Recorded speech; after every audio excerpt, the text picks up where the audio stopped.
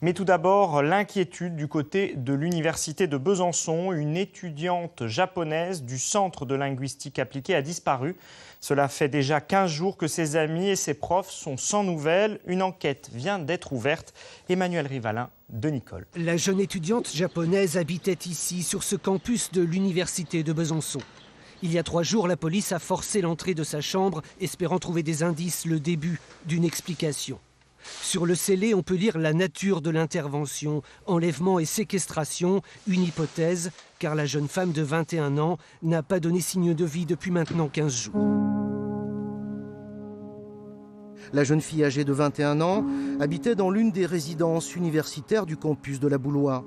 Elle était à Besançon pour 1 an, où elle devait d'abord se perfectionner en français au CLA, le Centre de linguistique appliquée, avant d'intégrer la faculté de droit.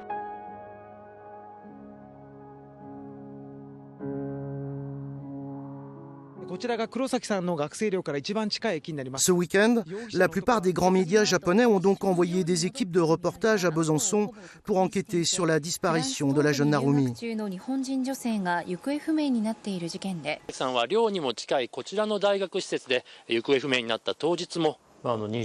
Tout le Japon est très choqué par cette affaire, parce que c'était une jeune fille de 21 ans, pleine d'espoir, et qui était très contente de venir à Besançon, une ville tranquille, sécurisée.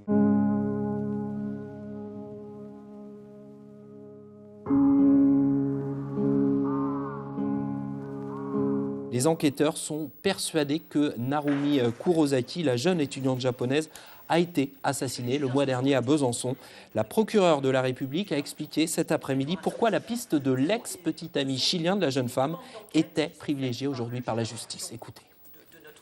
La famille de Narumi et ses proches, interrogés par les enquêteurs, avaient rapidement évoqué la personnalité envahissante et inquiétante de son ancien petit ami d'origine chilienne qu'elle avait connu au Japon et avec lequel elle avait eu une relation qui s'était achevée par une rupture.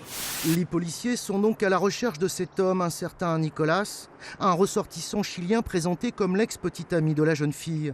Il serait venu à Besançon début décembre. Il aurait tué Narumi avant de dissimuler son corps. Cet acte criminel était-il prémédité ?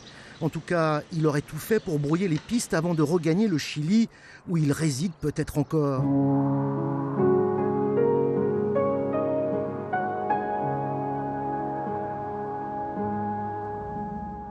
Que s'est-il passé sur le campus universitaire Chambreux 106 dans la nuit du 4 au 5 décembre 2016 ?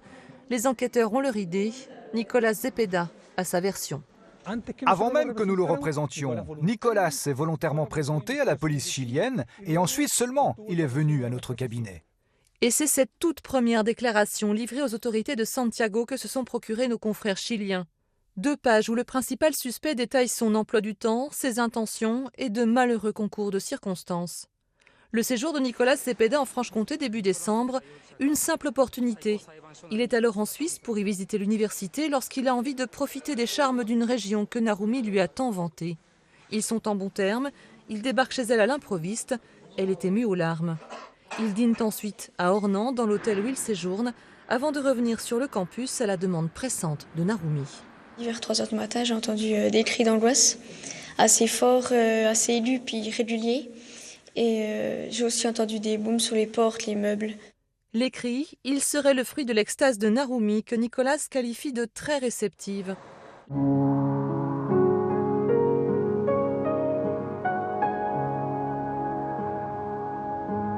Pour ceux qui en doutaient encore, tous les moyens sont engagés depuis 1 an pour retrouver Narumi Kurosaki. Les médecins légistes ont passé au crible du tamis près de 20 tonnes de déchets incinérés émanant des poubelles de Besançon, à la recherche de fragments ou restes d'os humains. Opération qui a duré 1 mois complet. Les enquêteurs sont formels, la jeune étudiante japonaise a bien été assassinée. Mais le corps reste introuvable. D'où l'annonce aujourd'hui de nouvelles recherches là où le téléphone de son ravisseur a borné pendant de longues minutes, une zone située au bord du Doubs, près de Dole, sur les communes de Choiset et Crissey.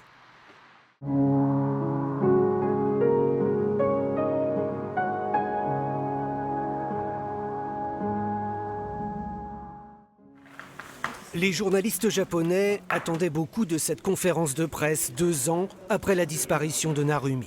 Mais à peine arrivé, le procureur de la République annonce la fin des recherches sur le terrain. À ce jour, aucun corps n'a été retrouvé. On a cherché.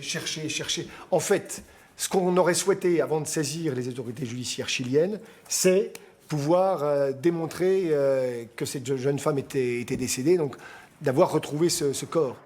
Dans ces conditions, l'affaire Narumi est-elle éteinte? Pour la première fois, le procureur est revenu en détail sur l'emploi du temps du principal suspect, Nicolas Zepeda, l'ex-petit ami de Narumi. Ses déplacements autour de Besançon, quelques jours avant la disparition de la jeune femme, confortent l'idée d'un meurtre prémédité.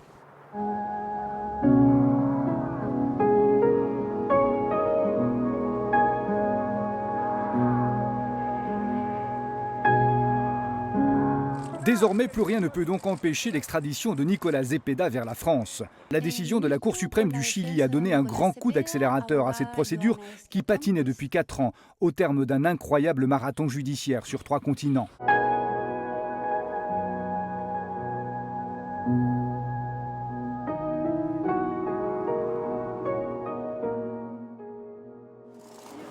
Ce moment-là, cela fait des mois que les enquêteurs français l'attendent. Lorsque Nicolas Zepeda arrive au palais, c'est pour y affronter le feu roulant des questions du magistrat instructeur, en présence de son avocate venue expressément de Paris. Près de 8 heures d'interrogatoire plus tard, la justice reste sur sa faim. Je ne réponds pas aux questions, l'instruction est en cours, je ne réponds pas aux questions, l'instruction est couverte par le secret.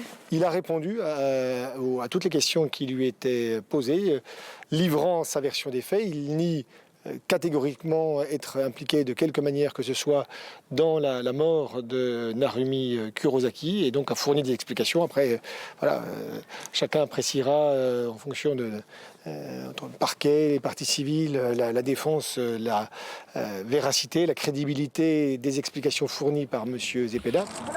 L'homme qui a toujours confortablement joué sur son terrain au Chili ne semble pas plus déstabilisé en France.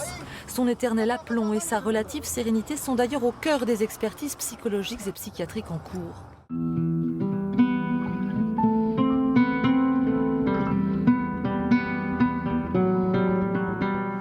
Il est près de 21h lorsque Nicolas Zepeda quitte le palais de justice.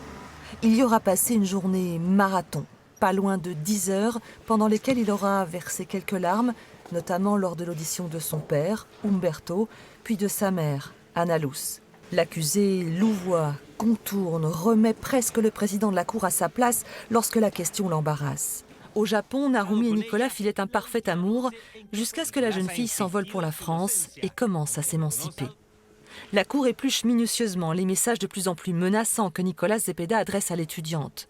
Elle s'arrête sur cette vidéo postée en septembre où il émet des conditions pour que leur relation se poursuive.